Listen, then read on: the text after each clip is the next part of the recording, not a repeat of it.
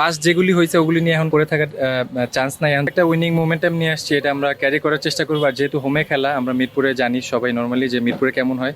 তো এখন পর্যন্ত উইকেট দেখিনি, টিমের অবস্থা খুবই ভালো আছে। তো ইনশাল্লাহ আমি আমার ইন্ডিভিজুয়াল ট্রেনিং করলাম, তো টিমের মোমেন্টাম খুবই ভালো আছে, এটা আমরা ক্যারি করার চেষ্টা করবো। আমরা ওই পাস যেগুলি হয়েছে ওগুলি নিয়ে এখন পড়ে থাকার চান্স নাই। এখন যেহেতু আমরা একটা ভালো মোমেন্টামে আছি, ওই মোমেন্টাম আমরা ক্যারি করার চেষ্টা করবো। আপনারা সবাই জানেন জাকের ইনজুর ছিল দেখে কিন্তু আমার চারে খেলতে হয়েছে। আমার পাঁচে খেলার কথা ছিল, তো চারের সাথে ডিসকাস করে চারে খেলছি। কিন্তু জাকের ইনজুর থাকার কারণে কিন্তু আমি খেলছি, নর্মালি কিন্তু আমার খেলার কথাই ছিল না। তো মেন্টালি যদি আমি আগে থেকে জানতাম যে এমন অপরচুনিটি আসবে, টু বি অনেস্ট এইভাবে মেন্টালি প্রিপেয়ার ছিলাম না। ওপেনিংয়ে খেলার জন্য সবসময় প্রিপেয়ার থাকি। এখন ওই যে ইন্ডিভিজুয়াল ট্রেনিং করলাম, ওপেনিং কীভাবে খেলবো বা অপরচুনিটি আসলে কীভাবে কাজে লাগাবো, ওইটার জন্য প্রিপারেশন নিতেছি। টু বি অনেস্ট ওইটার জন্য মেন্টালি প্রিপেয়ার ছিলাম না।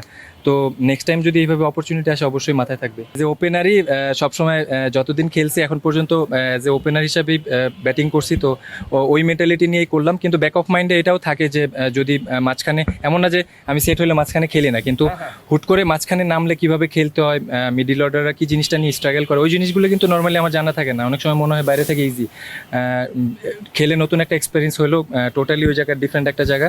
তো ওভারঅল সব কিছু মিলায় সব জায়গায় ট্রেনিংই করি, কিন্তু এখন পার্সোনালি যে ট্রেনিংটা ছিল নিজের প্রিপারেশনের জন্য ছিল।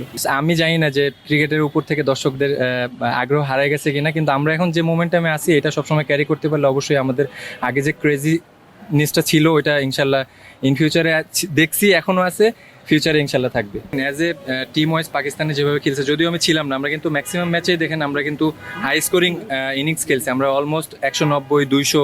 তো আমরা বোলিংটা যেভাবে পাকিস্তানে বোলিংটা করছি, পাকিস্তানের এগেনস্টে, শ্রীলঙ্কার এগেনস্টে দেখেন জিনিসটা কিন্তু টোটালি ডিফারেন্ট। তো এখন আমাদের বলাররাও কিন্তু ভালো মোমেন্টামে আছে। অ্যাজ এ টিমমেট হিসেবে যেটা সামনাসামনি দেখলাম যে আমাদের বলার এখন মেন্টালি খুব ভালো অবস্থায় আছে। তো ইনশাল্লাহ এটা ক্যারি করলে ডেফিনেটলি আমরা হোম অ্যাডভান্টেজ নিতে পারবো।